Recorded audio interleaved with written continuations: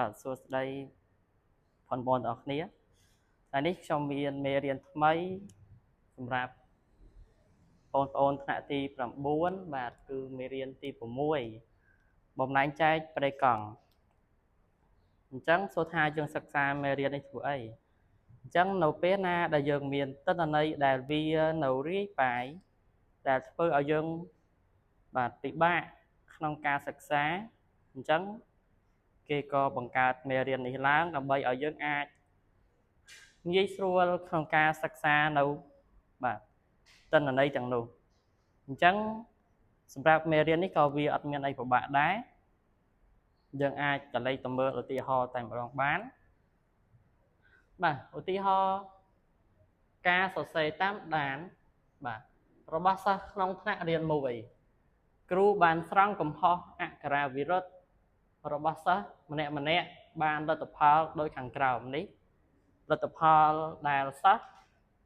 បាទបង្កើតនៅកំហុសអក្ខរាវិរុទ្ធអញ្ចឹងគេឲ្យយើងបង្កើតតារាងបង្ហាញពីប្រេកង់កើនប្រេកង់ថយប្រេកង់ធៀបបាទប្រេកង់ធៀបកើននិងប្រេកង់ធៀបថយអញ្ចឹងយើងនឹងដោះស្រាយនៅលំហាត់នេះទាំងអស់គ្នាបាទបង្កើតតារាងប្រេកង់កើនប្រេកង់ថយប្រេកង់ធៀបកើននិងធៀបថយអញ្ចឹងខ្ញុំបានសង់តារាងរួចជាស្រេចអញ្ចឹងនៅពេលដែលយើងបំពេញនៅទិន្នន័យក្នុងតារាងនេះតើយើងនឹងបំពេញអីខ្លះសម្រាប់កន្លងទី1គឺយើងបំពេញនៅបន្ទុកបាទហើយយើងតាំងដោយអក្សរ x ដោយអក្សរ x បន្ទុកហ្នឹងមានន័យថាម៉េចឧទាហរណ៍ថាបាទកន្លែងនេះអញ្ចឹងសិស្សម្នាក់មានកំហុសអក្ខរាវិរុទ្ធ3អញ្ចឹងគឺចង់ដឹងថាមួយថ្នាក់ហ្នឹងអ្នកដែលខុសមានកំហុសអក្ខរាវិរុទ្ធ3ហ្នឹងមានចំនួនប៉ុន្មានអ្នកបាទអញ្ចឹងនឹងហើយគឺបន្ទុក x បន្ទាប់ពីសង់បន្ទុកហើយយើងនឹងមកមើលបាទអីគេអូនប្រេកង់អញ្ចឹងប្រេកង់គឺតាំងដោយអក្សរ f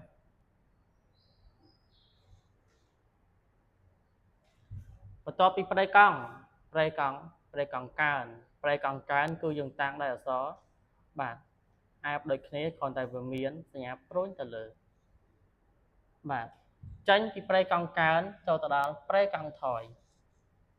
បាទអក្សរ f ព្រួញយើងចុះក្រោមតបមកប្រេកង់ធៀបគឺ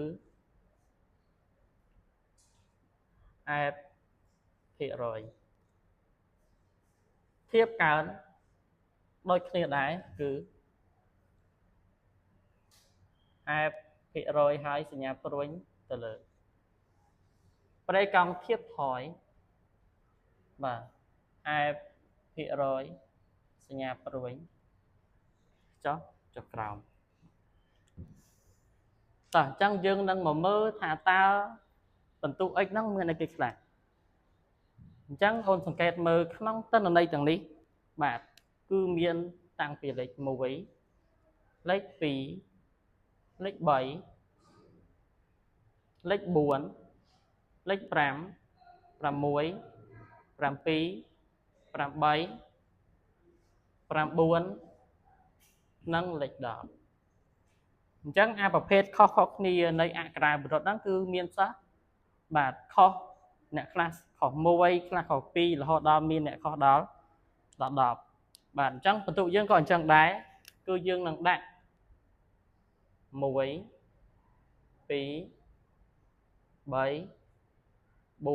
7 8 9 10តើអញ្ចឹងចូលទៅដល់ទី1ការបំពេញតារាងប្រេកង់ហ្នឹងគឺចង់ដឹងថាសិស្សដែលមានកំហុស1ហ្នឹងមានប្រមាណអ្នកមានកំហុស2ហ្នឹងមានប្រមាណអ្នក chẳng con thì rộp mất bà tỏ chẳng đi công hót mùi phí bảy buồn pram mùi pram phí bạn chẳng nè đại miên công hót mùi chẳng cứ miên pram phí nè chẳng những con này bồng bênh lấy pram phí nâu lại công hót tí mùi cho ra công hót miên phí bạn rộp chẳng đấy mùi phí bảy buồn bà dạ là miền cầm họp phí nó miền buồn nè chắc cầm họp bay vĩnh bà dưng rộp chất mở muối phí bảy buồn pram và cầm họp bay nó miền pram nè cho nên cầm họp buồn muối phí bảy bạn ở hai miền bay nè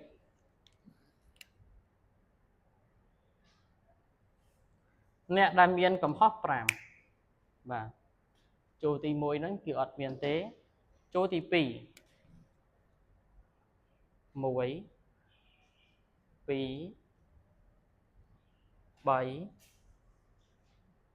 buồn pram mùi bạn cầm họp pram nó miền chấm luôn pram mùi nè cho nè đam miền cầm họp pram mùi vĩnh bạn muối phí bảy buồn nè chẳng này là miền cầm họp và mùi nó cứ miền chấm luôn buồn nè nè là miền cầm họp làm phí và muối phí bảy buồn pram miền chấm luôn pram nè nè là miền cầm họp pram bảy và chỗ thì muối ở miền tế chỗ thì phí miền mà nè chỗ thì bảy có ọt miền này chẳng cầm họp làm bảy cứ miền chấm luôn muối nè nè là miền cầm họp làm buồn muối và miền chấm luôn phí nè nè là miền cầm họp đọt và muối phí bảy và nè là miền cầm họp đọt nó cứ miền chấm luôn bảy nè chẳng đi hai đại dương hào thá prey còn và mình tốt đi bằng pin prey con rồi hai dương nắng srop bia mình cho kia thả ta prey con srop nắng miền chấm luôn phần màn tao chập đam bột từ ọc này mớ làm pi bột buôn đập muối bột pram đập muối bột bay đập buôn bột thêm năng làm muối mà phay pram bột buôn mà phay buôn bột pram sam sập buôn bột muối sam sập pram bột pi sam sập pram pi bột bay sai sập chẳng prey con srop bỏ dương nó cứ miên chấm luôn sai sập prey con càn bạn prey con càn nó cứ sro tệ ôn còn là do lây rồi bọc prey con nè bột vì pì lơ chọc cào chẳng bột là biết mấy ta nó lơi kì bạn pre căng lệnh bờ dương nâng do lệnh bờ mà đã đá bờ ta tốt mơ ôn cho bờ bốc ở 4 bán đắp mùi do đắp mùi bốc ở 5 bán đắp 6 đắp 6 bốc 7 bán đắp 9đắp 9បូក 6 បាន 25 25បូក 4 បាទបាន 29 29បូក 5 បាន 34 34បូក 1 បាន 35 35បូក 2 37 37បូក 3 បាន 40 អញ្ចឹងកាលណាប្រេកង់កើននៅចុងក្រោយនេះស្មើ40វាស្មើនឹងប្រេកង់សរុបមានន័យថាចម្លើយរបស់យើងគឺត្រឹមត្រូវដល់ឡែកសម្រាប់ប្រេកង់ថយវិញបាទគឺយើងនឹងយកលេខដកពីលើចុះក្រោមវិញប្រេកង់យើងបូកពីលើចុះក្រោមបាទតាសំទោសប្រេកង់កើតយើងបូកពីលើចុះក្រោមប្រេកង់ថយគឺយើងដកពីលើចុះក្រោមដែលលេខនៅលើគេគឺយើងដាក់ប្រេកង់សរុប40បាទ40យកដកឲ្យ7យើងបាន33 33ដកឲ្យ16បាទបាន17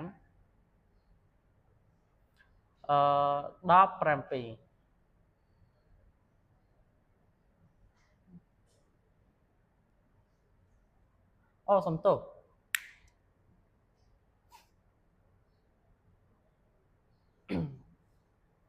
ម្ដងទៀតគឺយើងដកពីលើចុះក្រោមហើយលើគេគឺយើងយកប្រេកង់សរុបបាទដល់យើងដកហ្នឹងគឺដកប្រេកង់សរុបជាមួយនឹងប្រេកង់យើងមកមើលប្រេកង់ណាបាទអញ្ចឹង40ដកឲ្យ7នៅសល់33 33ដកឲ្យ4នៅសល់29 29ដ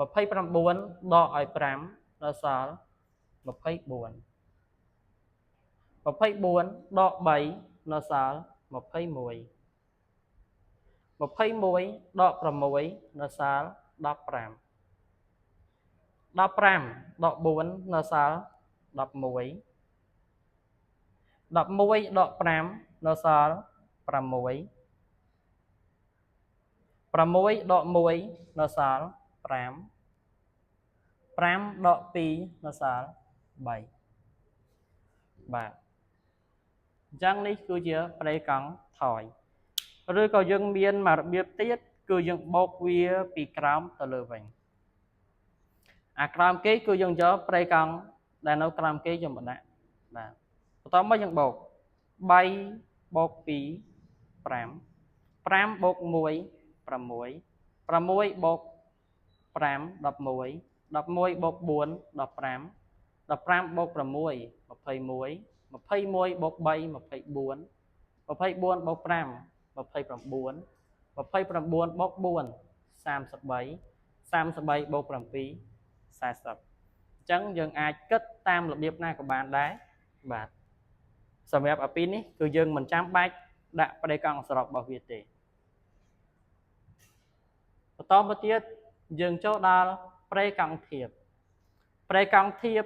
អញ្ចឹងគេចង់ដឹងថាតើសិស្សដែលមានកំហុសអក្ខរាវិរុទ្ធ1ដែលមានចំនួន7នាក់នេះត្រូវជាប៉ុន្មានភាគរយនៃសិស្សសរុបអញ្ចឹងគឺយើងគ្រាន់តែយកប្រេកង់បាទចែកឲ្យប្រេកង់សរុបបន្តមកទៀតគឺយើងគុណវានឹង 100% បាទអញ្ចឹងយក7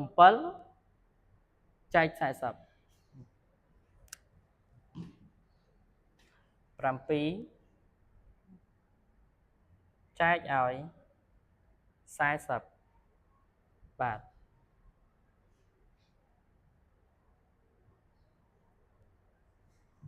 យើងដាក់បាន1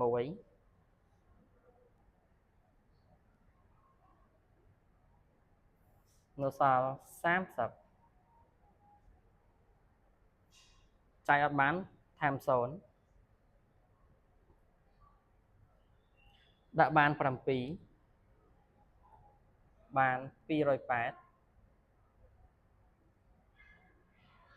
0 2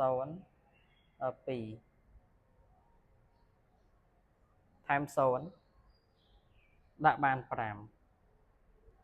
200គឺអស់បាទអញ្ចឹងនេះ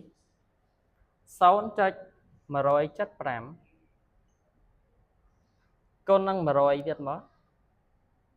គុណនឹង100បាទ100%អញ្ចឹងស្មើនឹង17ចុចឲ្យ5%អញ្ចឹងបាទខ្ញុំបានដាក់ភាគរយនៅខាងលើនេះហើយអញ្ចឹងយើងគ្រាន់តែដាក់លេខគឺ17.5បាទទី2អញ្ចឹងដែរគឺយក4ចែកឲ្យ40គុណ100អញ្ចឹងយើងនឹងបានប្រមាណ400ចែកឲ្យ40បាទគឺយើងនឹងបាន10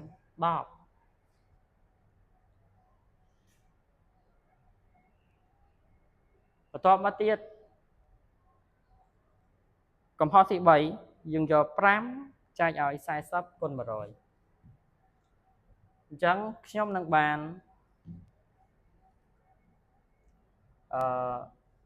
500ចែកឲ្យ40បាទ0នេះលុបចោល1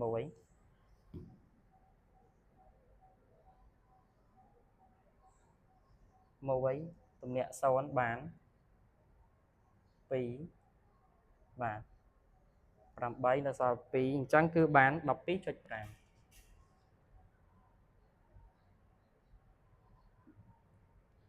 បាន 12.5 បាទអញ្ចឹងដែរយកវាចែកទាំង40រួចយកទៅគុណនឹង100ដូចគ្នាឬក៏យើងយកវាគុណ100ចាំចែកនឹង40បាទ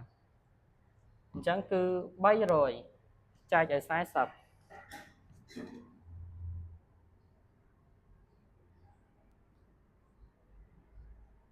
បាទសម្រួល01ខ្ញុំដាក់បាន7 28នៅសល់2ថែម0កាត់ខ្ទង់ដាក់បាន5អញ្ចឹងរបស់វាគឺ 7.5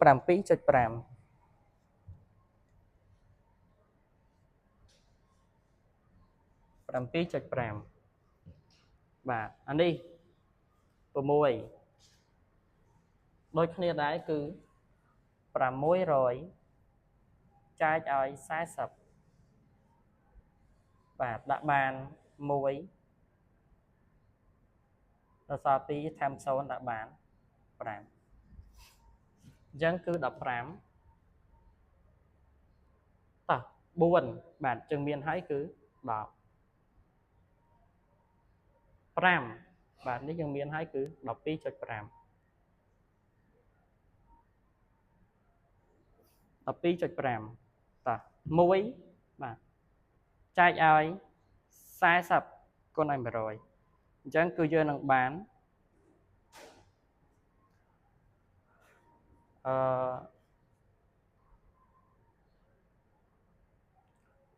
100ចែកឲ្យ40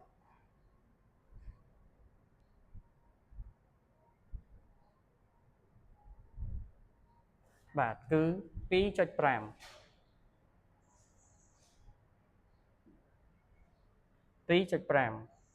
2វិញម្ដង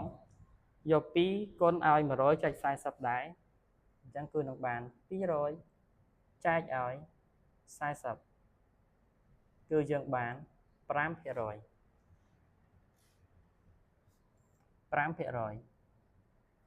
អូខេ3បាទមានហើយគឺ 7.5 អញ្ចឹងយើងនឹងសរុបភាគរយរបស់វាថាតើមានប្រមាណភាគរយអញ្ចឹង17.5 បូក10 27.5 បូក 12.5 ទៀតគឺយើងបាន40 27 37 34 40 40បូក7.5ទៀត47.5បាទបូក15 62.5បាទបូក10 72.5បូក12ទៀតគឺ84 85បាទ85បូកនឹង 2.5 87.5បូកនឹង5 92.5បូកនឹង 7.5 គឺ 100% បាទលំហាត់ខ្លះយើងមិនអាចបូកវាដល់ 100% ទេអូខេប្រេកង់សំទោសប្រេកង់ធៀបកើនបាទដូចគ្នាដែរកាលពីប្រេកង់កើនគឺយើងយកបាទលេខប្រេកង់នៅលើគេបាទបន្ទាប់មកយើងយកវាបូកដូចគ្នាដែរយើងយកប្រេកង់ធៀបដែលនៅលើគេគឺ17.5បូកដែរមកបាទគឺបាន27.5បាទបូកនឹង 12.5 ទៀតគឺបាន40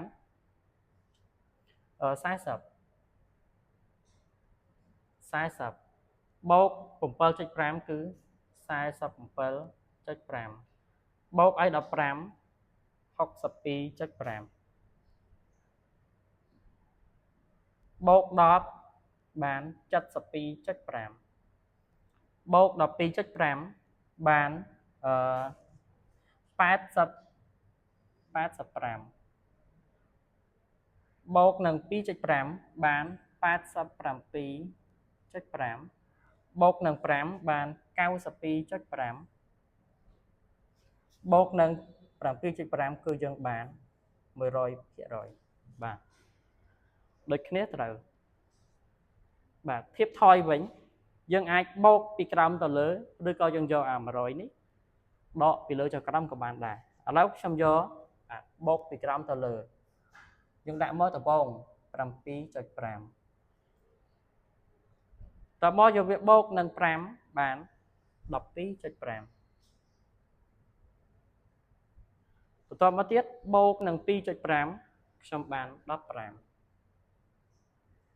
បាទបូកនឹង 12.5 ទៀតគឺបាន 27.5 បូកនឹង10បាន